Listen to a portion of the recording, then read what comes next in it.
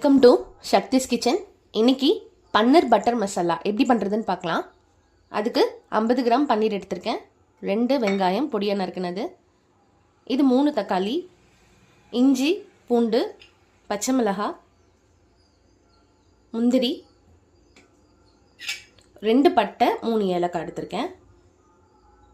இப்போது first mixie ஜாரில் தக்காளி, இஞ்சி பூண்டு இது எல்லாத்தையுமே சேர்த்து அரைச்சிக்கலாம். நம்ம இப்போது மிக்ஸி ஜாரில் இஞ்சி பூண்டு சேர்த்துக்கிறேன், தக்காளி, முந்திரி, இப்போது பச்சை மிளகாய் சேர்த்துக்கிறேன். இப்போ இதை ஃபைன் பேஸ்ட்டாக நம்ம அரைச்சிக்கலாம். பட்டை, ஏலக்காய் இதுவும் சேர்த்து அரைச்சிக்கலாம். இதை ஃபைன் பேஸ்ட்டாக அரைச்சாச்சு. இப்போது ஒரு வானலில் பட்டர் சேர்த்துக்கிறேன், கொஞ்சமாக இதில் எண்ணெய் சேர்த்துக்கிறேன், சில்லி பவுடர்,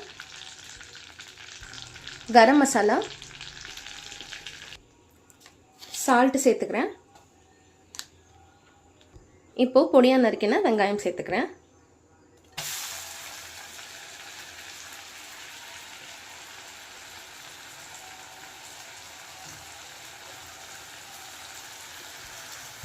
வெங்காயம் சேர்த்துட்டு இந்த மசாலாவோட நல்லா நான் வதக்குறேன்.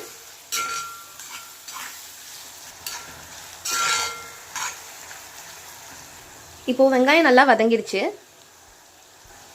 அரைச்சி வச்சுருக்க இந்த விழுதில் சேர்த்துக்கலாம்.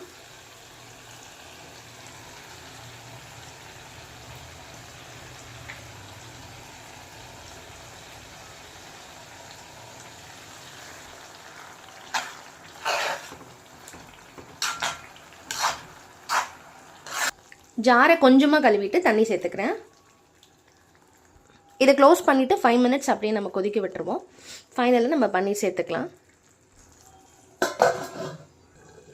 இப்போது ஓப்பன் பண்ணி பார்க்கலாம். 5 நிமிஷம் ஆயிடுச்சு. இப்போது இதில் பன்னீர் சேர்த்துக்கிறேன்.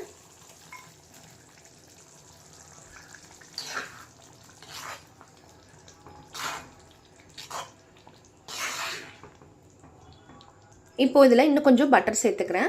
சேர்த்துட்டு ஒரு 5 மினிட்ஸ் திரும்ப கொதிக்க விட்டுறலாம், மூடி க்ளோஸ் பண்ணி. பன்னீர் பட்டர் மசாலா ரெடி ஆகிடுச்சு. இது கூட கொஞ்சமாக நான் சர்க்கரை சேர்த்துக்கிறேன். சர்க்கரை வந்து ஆப்ஷனல் தான், வேணான்னா நீங்கள் ஸ்கிப் பண்ணிடலாம்.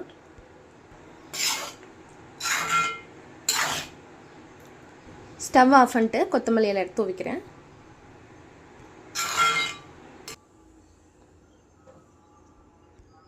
அவ்வளோதான், பன்னீர் பட்டர் மசாலா ரெடி ஆகிடுச்சு. கண்டிப்பாக இந்த ரெசிபியை ட்ரை பண்ணுங்கள். தேங்க்யூ ஃபார் வாட்சிங்.